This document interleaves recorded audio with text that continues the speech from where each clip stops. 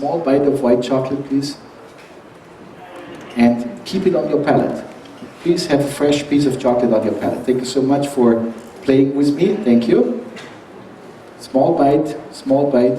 And now, ladies and gentlemen, pick up the same wine, the same chocolate with a different glass. Pick up glass number 3 and try the difference. How the chocolate and the wine, when it's served from the wrong choice of glass, do not flirt. No. This feels on your palate like a divorce. You noticed these kind of 2 flavor contributors because of the wrong matchmaker does not work together. So, what is the message, ladies and gentlemen? I actually don't care that the glasses make a difference when you taste wine. This is something which we know since 45 years. What's new to me, and which is new to you, is that food suffers when you drink wine from the wrong choice of glass.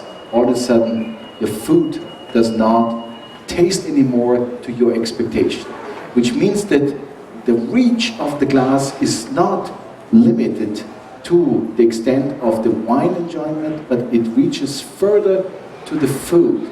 Did you notice how this does not work? So, I give you another little, pick up your wine from glass number 2 and from glass 3 and pour it back into glass number 1. Okay. Thank you. And one more time, the last time tonight, please. A small bite of the white chocolate. White chocolate. And you will notice how immediately your palate calms. Beautiful how the chocolate calms your palate. And do me a favor, pick up one more time your glass number 1 and try how beautiful the 2 are actually working and how wonderful the combination of white chocolate with Pinot Noir works. Okay? You like this? Who would have thought that Pinot Noir, which is so delicate, needs a very delicate piece of chocolate? So when you want to pair Pinot Noir with real food, then you would not pair it with beef and lamb. No. You would pair it with fish, chicken, veal, vegetables, something which does not have great intensity but needs this kind of wonderful company of a wine with high acidity. How did you enjoy the temperature of the wine? Do you drink red wine cool at home or at room temperature? You should refrigerate red wine before serving it, because it gives you the chance that the wine warms in your glass. Room temperature wine, ladies and gentlemen, is something of the 20th century. 21st century people drink gently chilled red wine to avoid alcohol aromas in the wine. Warm wine boosts the alcohol, and alcohol in 21st century wine is a lot. 14 plus alcohol. You have an alcohol bomb, so to speak. You don't even smell the wine if you serve it warm. And second, yeast. Yeast stinks, ladies and gentlemen.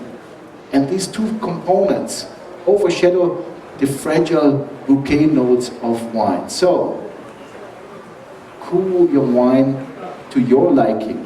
If you like it warm, of course, it's your wine. But you most probably have never tried cool wine to understand how cool wine obviously is very gentle to your palate. So, we are done with our first presentation.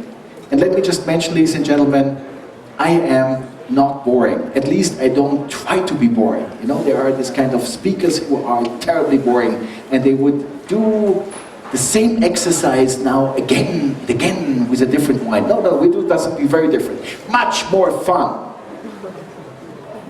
We're going to bench